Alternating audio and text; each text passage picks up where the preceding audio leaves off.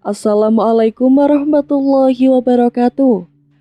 Kembali lagi dengan saya di Babat Nusantara. Kali ini saya akan membawakan sebuah cerita tentang Arya Penangsang bagian 2. Rombongan Sultan Demak V atau Sunan Kalijamat telah jauh meninggalkan wilayah Kudus. Tak terbesit sedikit pun di benak Sunan Kalijamat jikalau di belakang mereka kini tengah mengejar pasukan tempur Jipang Panolan. Hanya Ratu Kalijamat yang mendapatkan firasat yang tidak mengenakan. Dan firasat itu terbukti ketika dari arah belakang, seorang penunggang kuda tengah memacu kudanya dengan kencang, menyusul kereta yang dinaiki Sunan Kalijamat beserta Ratu Kalijamat. Sang penunggang kuda itu berpakaian layaknya rakyat biasa. Kini nampak tengah berusaha mendekati lurah prajurit pengawal Sultan. Ratu Kalijamat tangkap. Sang penunggang kuda itu tak lain adalah anggota pasukan Telik Sandibaya atau pasukan mata-mata Demak Bintara. Nampak lurah prajurit mengawal Sultan setelah melihat tanda anggota yang ditunjukkan oleh sang penunggang kuda. Seketika pemerintahkan seluruh rombongan berhenti. Sang penunggang kuda yang baru datang nampak turun dari punggung kuda, menghanturkan sembah sembari mendekati lurah prajurit pengawal. Terjadi percakapan sebentar. Disusul lurah prajurit pengawal pun kemudian turun dari punggung kuda, dan berdua mereka berjalan menuju kereta yang dinaiki Sunan Kalijamat dan Ratu Kalijamat. Keduanya menghanturkan sembah dan melaporkan bahwa di belakang rombongan kini tengah mengejar sepasukan tempur Jipang Panolan dengan bersenjatakan lengkap. Sunan Kalijamat terkejut, namun tidak dengan Ratu Kalijamat. Dia memicingkan mata, diam sejenak lantas segera memerintahkan seluruh pasukan untuk mempersiapkan diri. Perintah Ratu Kalijamat jelas, yakni bersiap untuk menghadapi pasukan Jipang Panolan apapun yang dikehendaki. Jikalau pihak Jipang Panolan menginginkan perang, maka hari ini juga Ratu Kalijamat akan memenuhi keinginan pasukan Jipang. Dua orang prajurit ditugaskan menuju ibu kota Demak untuk menyampaikan perintah tertinggi Sultan Demak V yang diwakili Ratu Kalijamat kepada seluruh angkatan bersenjata Demak agar mempersiapkan diri untuk memulai perang terbuka dengan pihak Jipang Panolan. Ratu Kalijamat sendiri yang memimpin rombongan pasukan pengawal. Dia kini keluar dari kereta dan menaiki seekor kuda. Ratu Kalijamat terlihat gagah dan anggun seketika duduk di atas punggung kuda. Sorot matanya garang, sangat kontraks dengan kecantikan wajahnya. Namun walaupun begitu, malahan nampak terlihat semakin anggun. Seluruh pasukan telah bersiap di tempat masing-masing, menunggu komando. Medan perbukitan yang kini tengah mereka jajaki telah siap mereka jadikan ajang pertempuran. Dan benar, dari arah berlawanan sepasukan prajurit berkuda nampak datang. Jelas atribut yang mereka kenakan memang berasal dari pasukan Jipang Panolan. Dari kejauhan, melihat pasukan Demak telah siap tempur. Pasukan Jipang yang baru datang tersebut langsung menghunus senjata masing-masing dan langsung menyerbu pasukan Demak. Ratu Kalijamat dengan tenang menghunus kerisnya. Diangkatnya tinggi-tinggi keris tersebut dengan tangan kanannya. Lantas setelah rasa sudah saatnya, Ratu Kalijamat sontak lantang berteriak memberikan komando. Gemuruh dan hiruk-pikuk suara pasukan Jipang Panolan yang tengah maju kini berbaur dengan gemuruh pekikan pasukan Demak yang juga maju menyambut kedatangan mereka. Pertempuran tak terelakkan lagi. Ratu Kalijamat dan Sunan Kalijamat yang kini juga ikut turun dari kereta berganti menaiki seekor kuda, mengamuk di medan perang. 1-2 prajurit Jipang terbabat keris Ratu Kalijamat tepat di leher. Sontak menjerit kesakitan dan sekarat dengan leher menganga mengucurkan darah segar. Sungguh luar biasa sosok Ratu Kalijamat. Di balik kecantikan dan keanggunannya, kini dia berubah menjadi harimau betina yang dipilih tanding. Kerisnya menyambar ke sana kemari, sangat cepat dan lihai. Di pihak Jipang, pasukan dipimpin oleh Patih Matahun, patih sepuh yang semenjak dulu setia mengabdi kepada Pangeran Suryawiyata dan sempat menghilang beberapa tahun semenjak pemberontakan Pangeran Suryawiyata dapat dipatahkan. Kini setelah Arya Penangsang tampil ke depan, patih sepuh itu ikut tampil kembali. Banyak prajurit Demak yang meregang nyawa terkena amukan Patih Matahun. Kelincahannya sangat mengagumkan. Kerisnya mencicit, kesana kemari mengincar nyawa pasukan Demak. Tingkah Patih Matahun menyita perhatian Ratu Kalinyamat. Harimau betina ini mengeram. Digebraknya kuda dan dengan sangat berani menyibak pertempuran dan melaju ke garis depan. Tujuan Ratu Kalinyamat tak lain adalah Patih Matahun. Jika berkelahi dengan tangan kosong, Ratu Kalinyamat mungkin kalah tenaga dengan Patih Matahun. Namun jika beradu keahlian bermain keris, maka jangan sekali-kali meremehkan Ratu Kalinyamat. Keris Ratu Kalinyamat mencicit tak terduga menyelusup daerah vital lawan. Banyak prajurit Jipang yang ciut nyalinya melihat kelihayan Ratu Kalinyamat dalam bermain keris. 1-2 prajurit Jipang merenggang nyawa sia-sia manakala hendak mencoba menghalang laju kuda harimau betina ini. Dan Patih Matahun baru menyadari jika kini Ratu Kalinyamat tengah menuju ke arahnya. Patih sepuh ini segera bersiap diri. Ratu Kalinyamat terkenal mahir bermain keris dan Patih Matahun tidak berani sembarangan menghadapi perempuan cantik ini. Dan benar saja, begitu jarak mereka sudah sedemikian dekat, sembari terus memacu kudanya kencang, Ratu Kalinyamat menyabetkan kerisnya ke arah Patih Matahun. Serangan itu mengincar leher. Patih Matahun mencoba menghindar dengan cara memutar kudanya.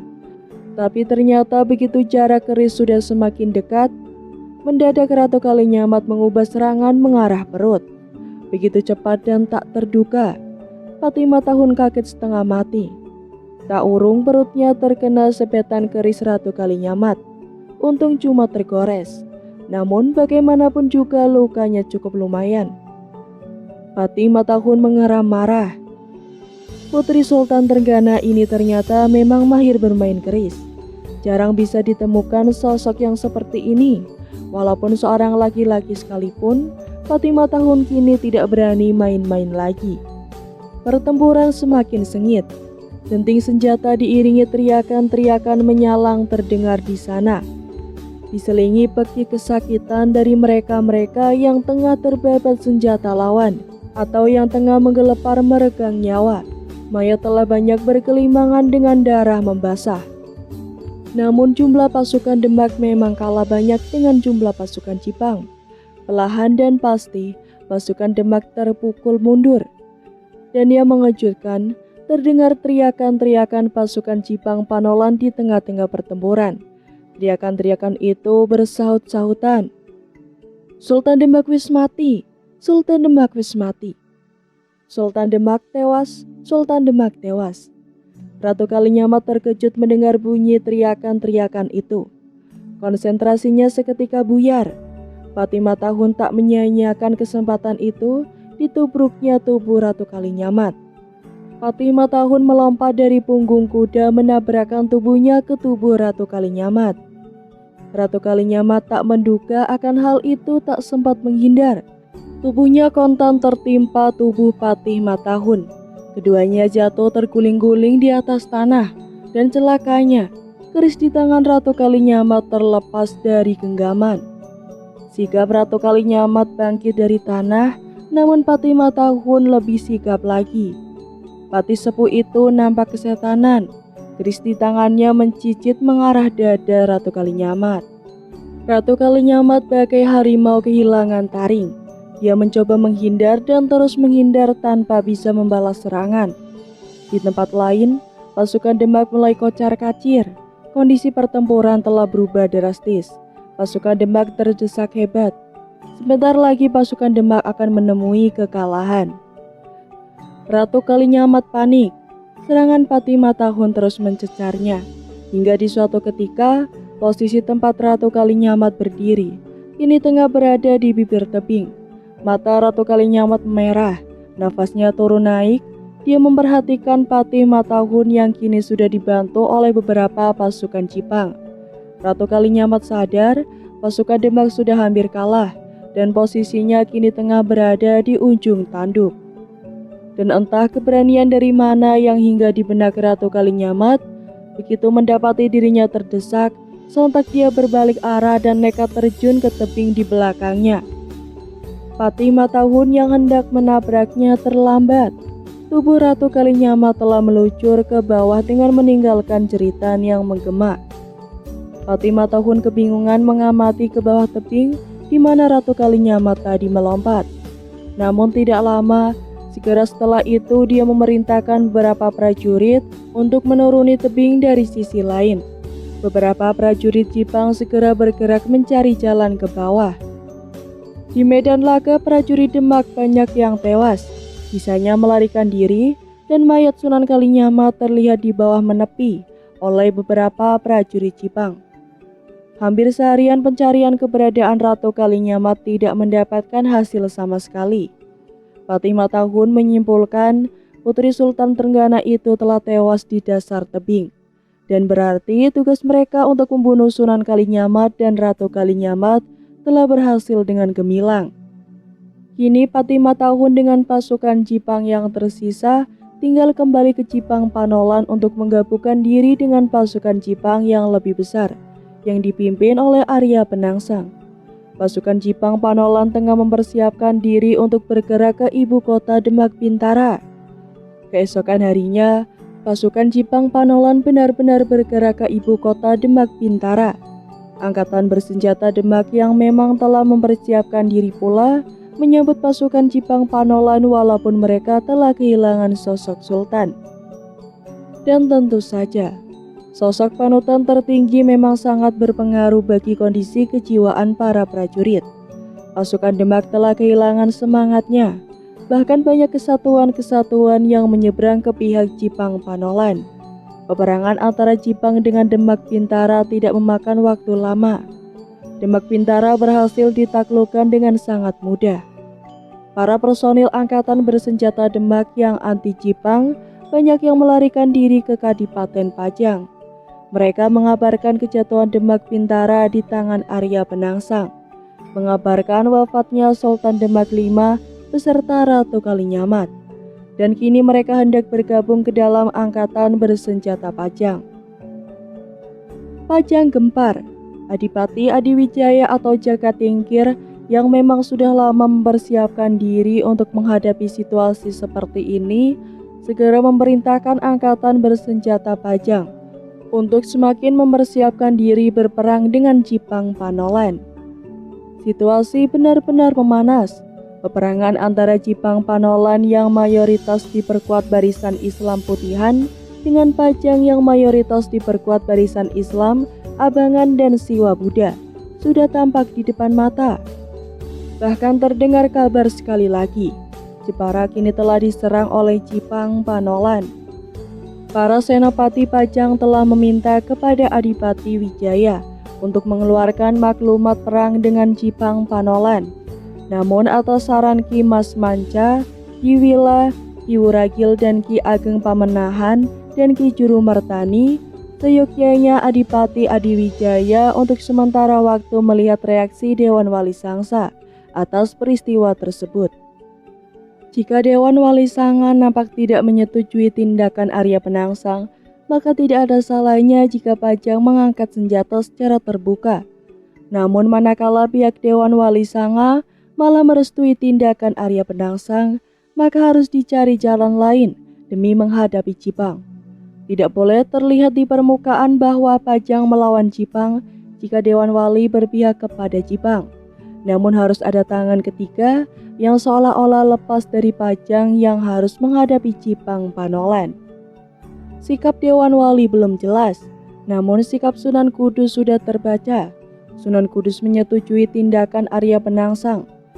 Adipati Adiwijaya harus sabar menunggu reaksi Dewan Wali Songo.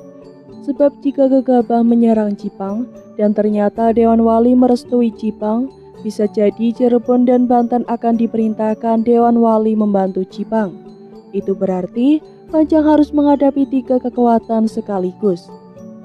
Adipati Adiwijaya sebenarnya sudah tidak sabar ingin menghadap dengan Arya Penangsang yang katanya tak terkalahkan tersebut. Biarpun Sunan Kudus berada di belakang Arya Penangsang, Adipati Adiwijaya alias Jaka Tingkir tidak gentar sekalipun. Namun saran dari pembantu-pembantu terdekatnya memang patut dijadikan bahan pertimbangan. Walaupun istri sang adipati, Nimas Sekaring Kedaton, terus menangis mendengar 2 orang kakak kandungnya, yaitu Sunan Prawata dan Ratu Kalinyamat telah tewas di tangan pasukan Jipang Panolan. Nimas Sekaring Kedaton memohon kepada Adipati Adiwijaya agar berjanji membalaskan dendamnya kepada Arya Penangsang.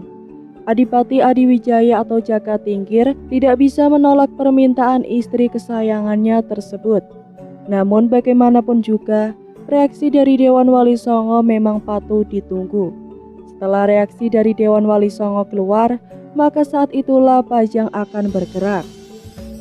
Di pihak Pajang, telah sekian lama mengabdi 2 orang keturunan Raden Bondan Kejawen.